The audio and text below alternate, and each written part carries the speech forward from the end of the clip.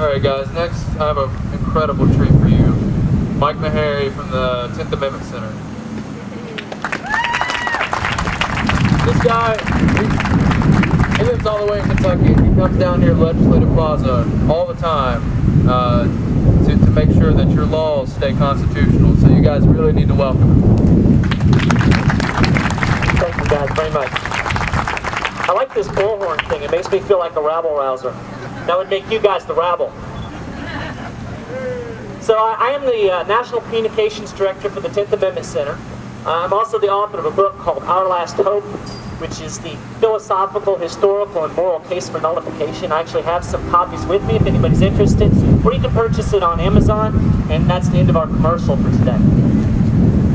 So it's great to see you guys out here. You probably won't be surprised to find out that as the Communications Director for the 10th Amendment Center, I actually believe that the framers of the Constitution, when they insisted on an amendment that said that the powers not delegated to the federal government would be left to the states and the people, I actually think that they believed that that meant that there were certain things that the federal government cannot do.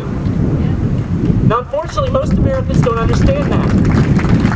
Most Americans have this idea that Washington, D.C. is way up here, and then the state governments are kind of here in the middle, and we the people, we're down here on the bottom groveling, asking the government to do stuff for us. That's not the system that our founders gave us. In our system, we the people are in charge. You guys are in charge. I'm in charge. The state governments do sit in the middle. And ladies and gentlemen, Washington, D.C. is actually on the bottom of the totem pole. Because you see, the people of the states, or the people, had already delegated certain powers to their states. And then through those political societies, which already existed, they delegated specific enumerated powers to a federal government for the purpose of a union. So you see, the federal government is on the bottom. And as Americans, we should like this because it's a decentralized system, and most Americans understand the problems with centralized power. Imagine for a minute that I was here today to announce to you guys that Kroger is now going to have a monopoly on all grocery sales in the state of Tennessee. Now, most of you guys would probably throw a fit. I would be happy. My wife works for Kroger. It'd be great for us. But for you guys, you would obviously have concerns about prices rising and not getting good service and not having a big selection because there's no competition for Kroger. And I guarantee you the folks on the left would be screaming the loudest about this corporate monopoly. Here's what I don't understand. Why is it bad for a corporation to have a monopoly, but it's good to have a monopoly of government power? I don't get it. Now, some people are probably already thinking this dude, Maharrey, is a little bit of an extremist. I get called that a lot. I'm not sure why. But I used to kind of have a problem with it. It used to kind of upset me. But I'll be honest with you, it really doesn't bother me anymore because I started thinking about what the mainstream people believe.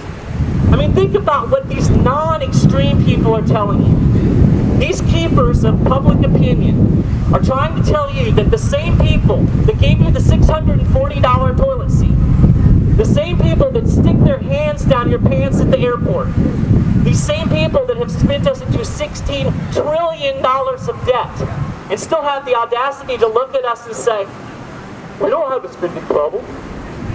They want us to believe that these people are going to effectively, efficiently, and compassionately run a healthcare system for the entire 350 million people in this country.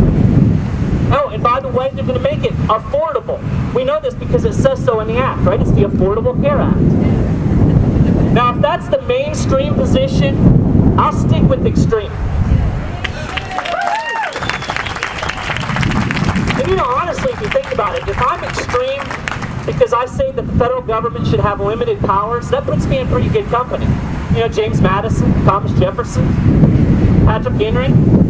Heck, even Alexander Hamilton said that the federal government would have limited powers. In fact, Madison explained the system that we were supposed to have in Federalist 45. He said that the federal government, the powers delegated to it by the Constitution, would be few and defined. And then he went on and said that the powers remaining with the states and the people would be numerous and indefinite.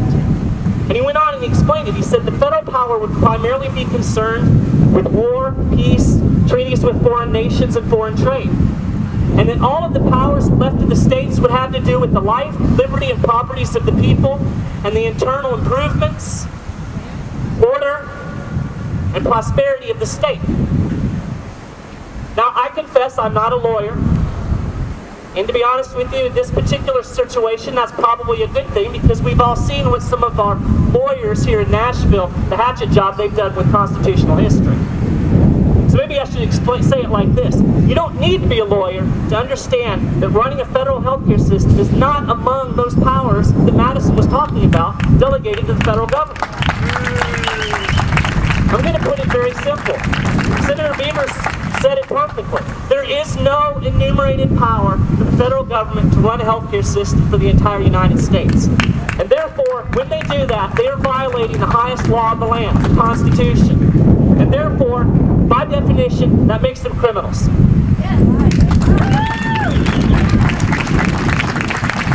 Now I know, the Supreme Court said it was constitutional. And I was shocked by that decision. I mean, it's amazing that federal employees found new power for the federal government. It's almost as shocking as the bank finding against me in a debate about my mortgage.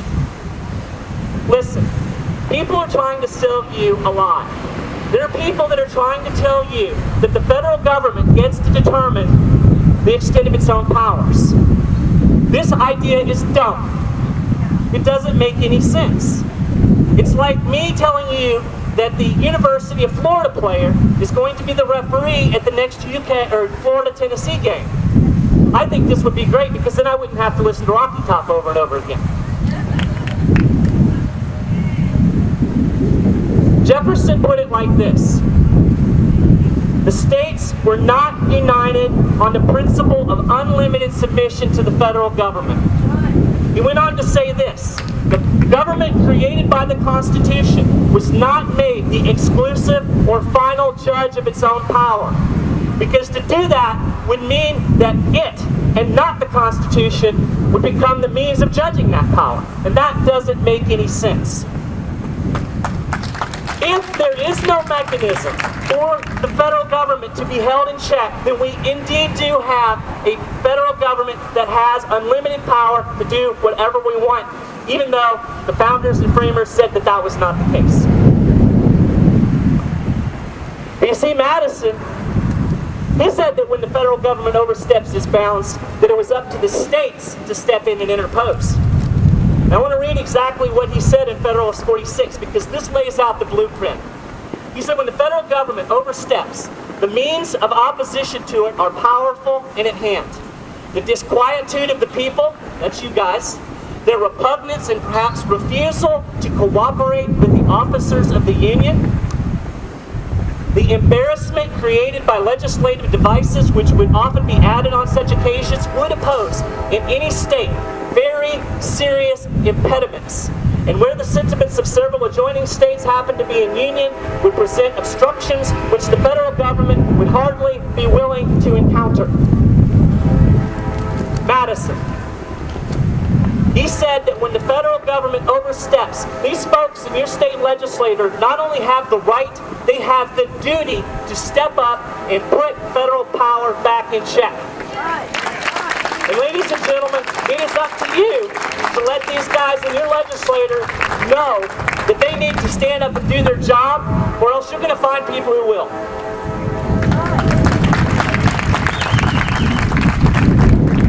Your healthcare decisions are among some of the most intimate decisions that you will make in your entire life. I mean, it can literally be the matter of life and death.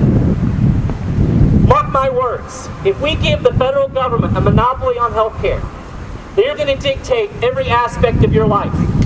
They're going to tell you what you can eat and what you can't eat. They're going to tell you what activities you can participate in and what activities you can't participate in. They're going to dictate the proper forms of treatment and the best drugs. They are going to run all of these aspects of your life. I don't think that's a good idea. One of my favorite historical figures is Frederick Douglass.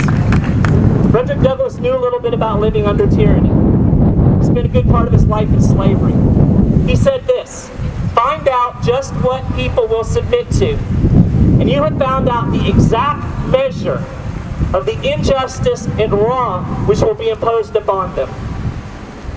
We have too many people in America today that have gotten used to just submitting. We've got state legislatures that go and beg the federal government to please, please, please don't enforce this unconstitutional act. We go and beg the courts, the federal courts, please, please, please rule and protect us. And it moves into our personal lives as well. We beg the federal government to improve this particular care, or this particular medication. We have people that find marijuana a good way to treat their pain, begging the government to let them use it. We have people that are begging the federal government to let them buy whole milk, for goodness sake. We need to stop. We need to stop. Stop asking permission where none is required. Thank you very much.